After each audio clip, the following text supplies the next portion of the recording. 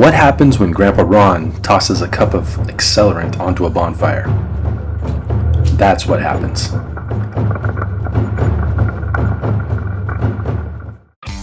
"7 acres may not sound like much until you have to take care of every inch of it." Come on, Dad, not every inch. Well, not every inch of it, but lots of inches of it. This homestead sits on a patch of Northern California foothill country, a place where oak trees dominate the skyline. Wildlife comes and goes like it owns the place, and this land has a way of teaching us lessons, sometimes the hard way. Speaking of lessons, Grandpa Ron and Grandma Cindy have been teaching these lessons going on 40 years now. They've taught it to their son, that's me, Greg, and my wife, Natalie, and our 4 kids, Annabelle, That's me. and Abby, little brother Max, and big brother Matthew. They do have a yuppie gene in them, but they're also adapting to life in the country. There's a lot to learn, so hold on tight.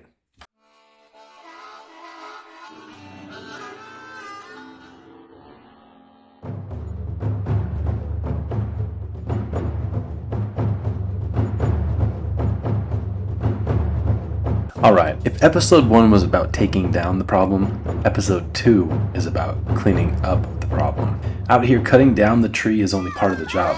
The other parts come in piles of branches, and limbs, and thorns. Things that fight back even when they're dead. Brush piles don't just sit politely and decompose overnight. They don't dry out instantly, they tangle, they wait.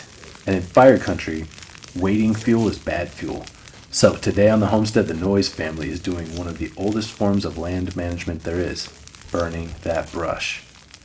Not recklessly, not casually, definitely not just any old day. And while it is hot and potentially dangerous, look how beautiful that fire is. That doesn't just happen. I'll show you how to get there on today's episode.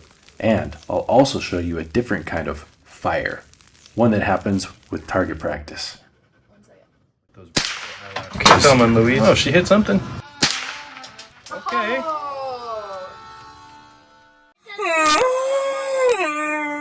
my goodness!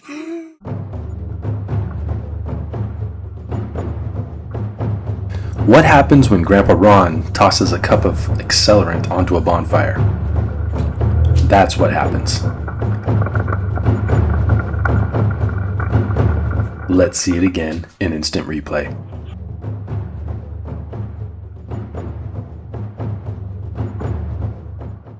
Pouring an accelerant on the fire can look pretty spectacular for a moment, but unless you've built that fire correctly, the flame is short-lived and you won't be able to burn your brush. Look at how quickly this one dies out. Let's take a peek behind the scenes to see how we got this fire started in the first place. Now that's a nice fire.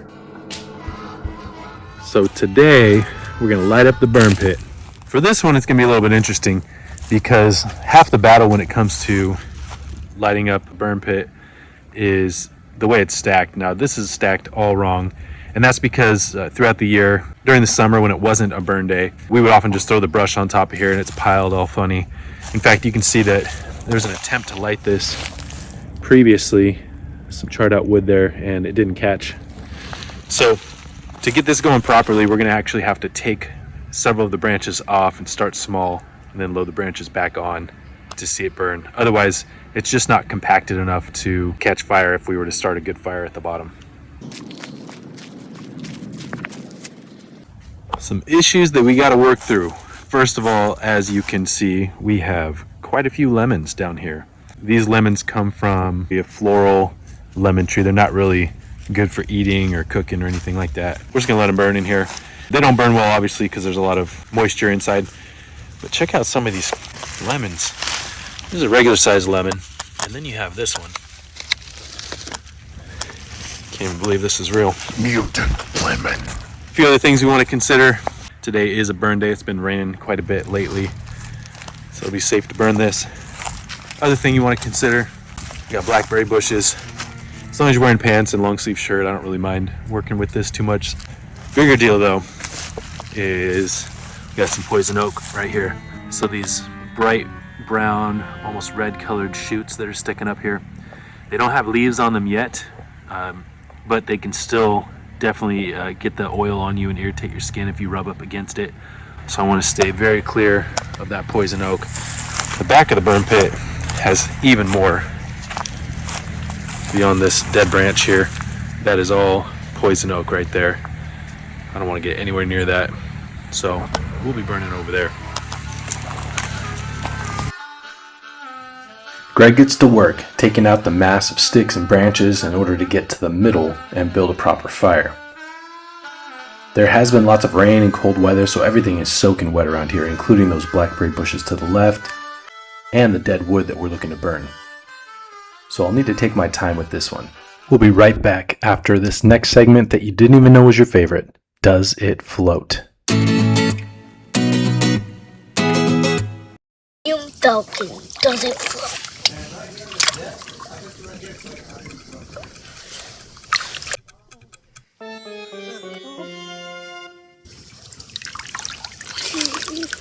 It doesn't float.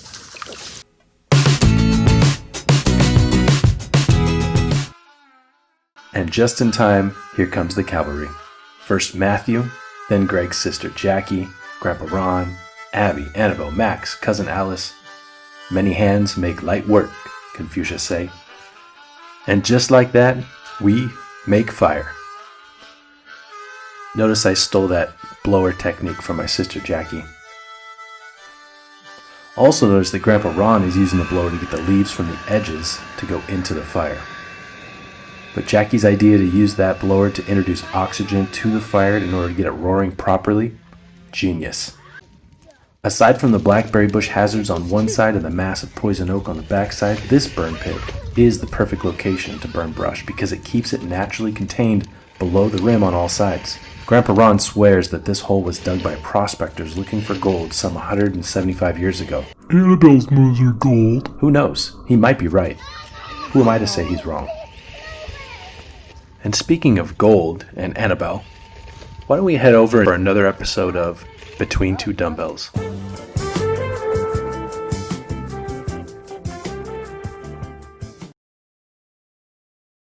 So, I know that you are a firefighter and you worked your way up to battalion chief. So, they just let anyone do anything these days? Only the smart ones. So, there was an exception for you. Good one.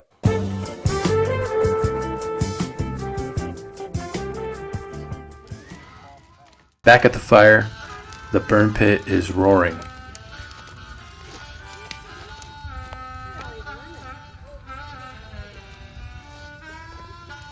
Notice that the family has to continue to put fuel on the fire in the form of those dead branches, and Matthew is leading the charge. There is something to be said about doing this process at just the right speed. If you put too many branches on too quickly, the fire can get out of control very quickly. But if you put too few branches on and you do it too slowly, the fire can die out.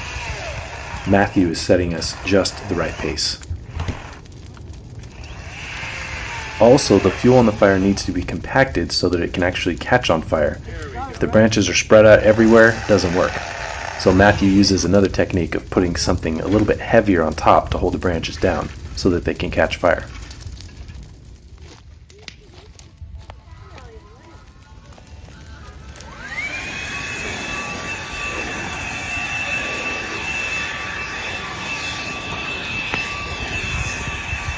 It's time for a secret weapon. One giant stump.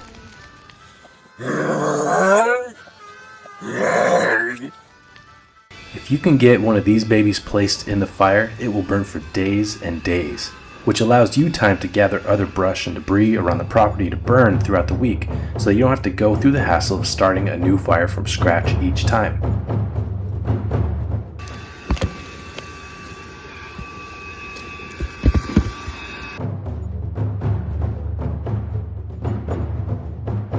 No, not the dog.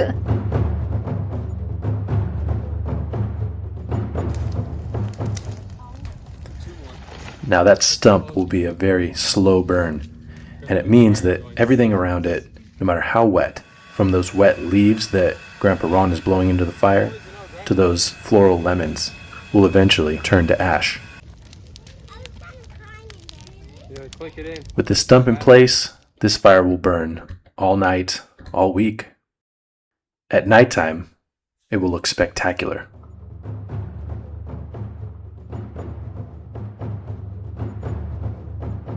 Speaking of starting a fire from scratch, how exactly did we get this fire in the burn pit?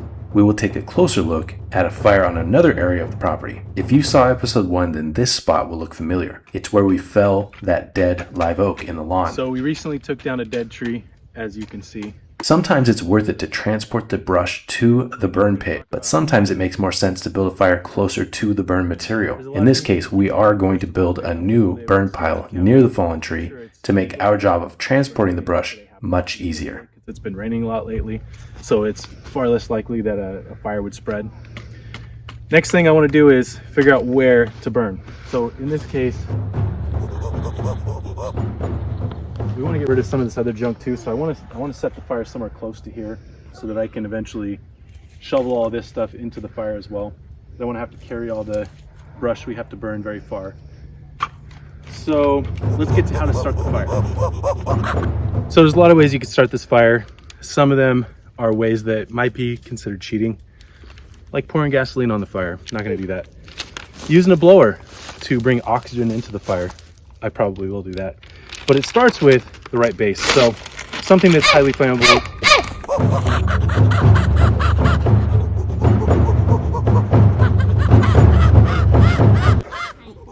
Excuse me. Newspaper, magazine, something like that. Starts at your base.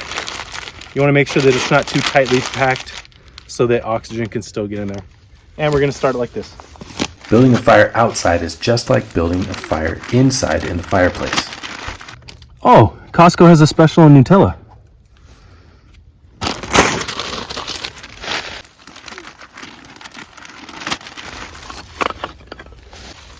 Then we're going to follow that up with a little base of kindling. This kindling is very dry and will burn very easily. And of course, if you stack it anyway like this, you allow oxygen to get in there because the fire needs oxygen, not just fuel, it needs oxygen. All right, then I'm going to use some smaller pieces of dry wood and try to keep them closely compacted. Put quite a few of these before I light the fire.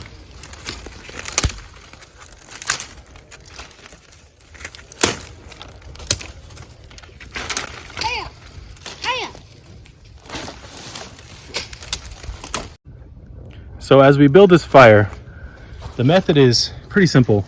What you have on the bottom is some paper. The paper will only burn for a few seconds or maybe a minute at the most, but you want that to get just hot enough to light the kindling, which is the next most flammable thing there, the small pieces of wood. And those will only stay lit for a couple minutes, so you want them to be hot enough to light the dry brush above that. And then on the top of that, we have some bigger pieces of wood that hopefully, using the same logic, will light because the stuff underneath it will burn for a few minutes, so that those will light. Once that gets going, then we can put some of these bigger pieces onto the fire and it'll be roaring. All right, we're gonna try to light this sucker. And as I told you, some people think it's cheating, but I'm gonna be using the blower to introduce oxygen to this fire.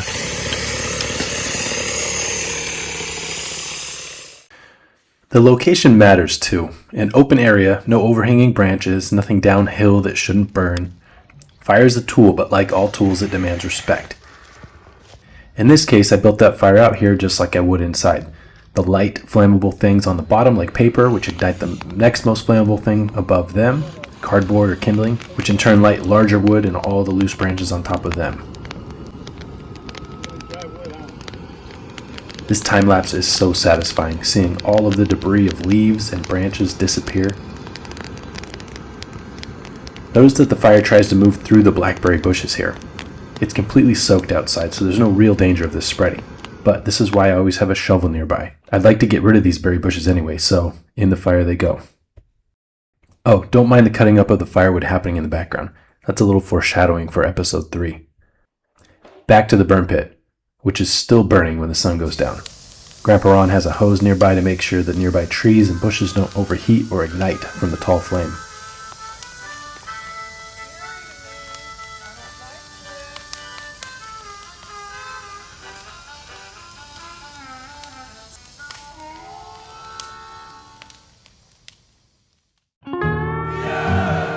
don't you join me for a story?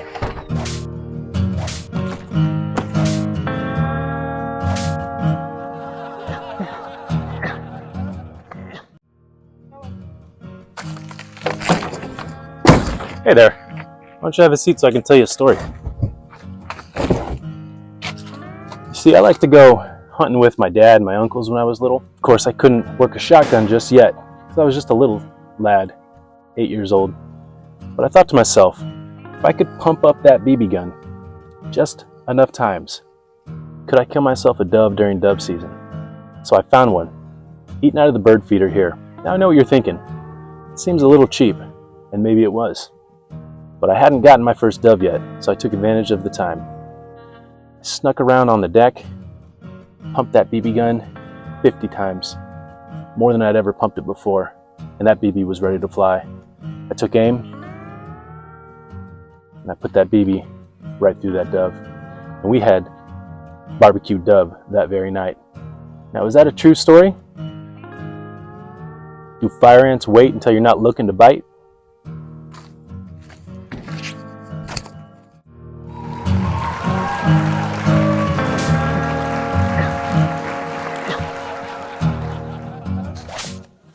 I'm gonna go next morning. Just gonna go dreamers to the moon. Life out in the country requires tools that some people don't usually think about. Some tools cut wood, some tools move earth, and some exist for protection, for hunting, or for critter control. Today is a little friendly competition with a .22 rifle. Shotguns are for hunting, upland game, ducks, doves, but the .22 has a different role. It's ideal for critter control when needed, perfect for target practice, and just about unbeatable for friendly shooting competitions. That's so cool. It doesn't have the kick of a shotgun or a large caliber rifle, which makes it approachable, accurate, and forgiving, even for the kids. This contest isn't about power or bravado. It's about accuracy, patience, respect for the tool, and of course, I'm going to win. See, my 2 or 3 shots took down about half those cans. But we will turn to the youngest. Max, you can go next. Okay, Max isn't feeling it. Maybe next year. How about Annabelle? Nice shot. 1 shot takes down 1 can. Abby's on deck. Whenever you're ready. It's still in safety.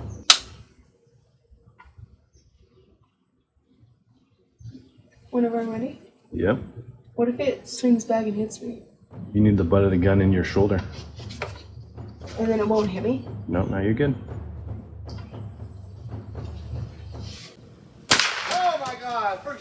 With her first ever shot, she takes down 8 cans at once. The 9th can goes flying on her next shot, and the 10th can goes down with her 3rd shot. Hold on now, there's a lot going on. Why are little brother and sister yelling? Even the smallest details matter out here, like the spent shell casing, which can cause quite an uproar if little brothers stand too close. The shell flies out to the right, and that's right where he's standing. Give her some space, young blood. Wait, no I can't. Abby's 3 shots will be hard to beat, but if anyone can do it, Mom can. Natalie goes next. Is there a way to adjust She this? fancies herself a modern-day Annie Oakley. I can't. We'll see about that. Clearly on here. Can I not see? Can't see. Can she knock off I'm a going can now. with those beautiful eyelashes? Oh, she hit something. I think she hit the middle one. Get the rest of them. Okay. Oh.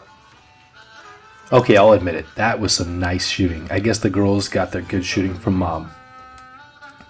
Now Abby and Dad raise the stakes. Anyone can hit a can from 70 feet, but how about 70 yards? That stump over there will work just perfect.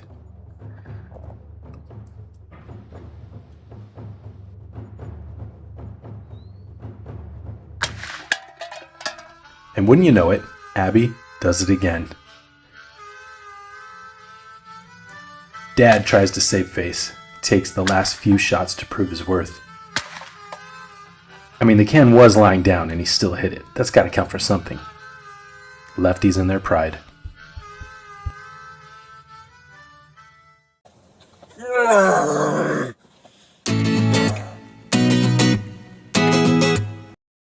Does it float?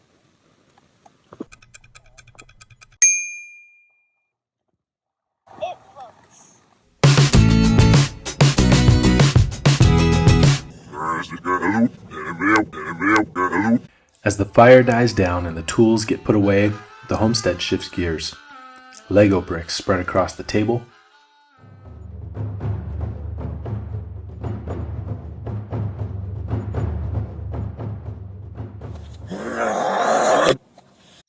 And then Grandpa Ron takes over, introducing the kids to a whole host of card games. Lowball, 7-card stud, no jaw poker, 1-jaw poker, 2-jaw poker, baseball poker. Sometimes there's real money on the line, upwards of tens of dollars, in fact. Next up, cribbage, and lessons on reading point spreads and over-unders for football games. Because out here, even game night comes with a little education. Laughter replaces the crackle of the fire. This is the balance: hard work, shared responsibility, and then time together, when the land lets you finally rest. So basically, I kind of like put in all my money and then I won all this.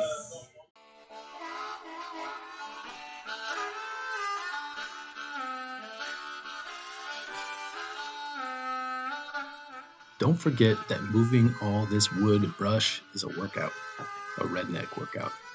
Speaking of redneck workouts, check out these ankle weights on Grandpa Ron. 1 blue, 1 red. We'll save our discussion of redneck workouts for another time. For now, the brush is gone. The fuel load is reduced. The land is just a little safer than it was yesterday. Fire used carefully so wildfire doesn't get the chance. This is stewardship. This is family. This is life on 7 acres that never stops teaching.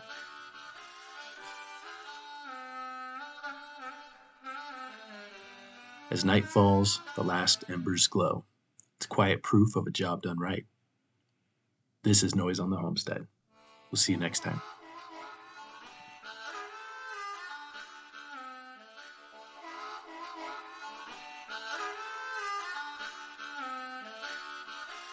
Be anxious for nothing, but in everything, with prayer and supplication, with thanksgiving, present your request to God, and the peace of God, which surpasses all understanding, will guard your hearts and minds through Christ.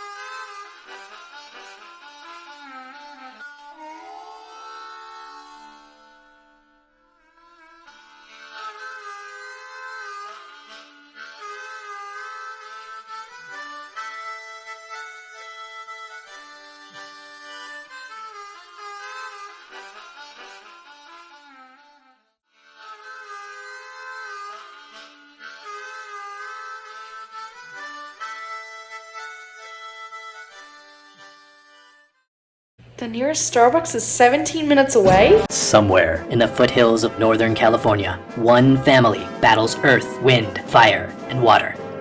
They strive to hack a living out of the wilderness. They will need to learn skills, Why don't you build a shed? stamina, Cut the tree, build the deck. stick-to-itiveness, Cut down the tree, chop the wood. and stick-togetherness in order to survive. It's Noyes on the Homestead.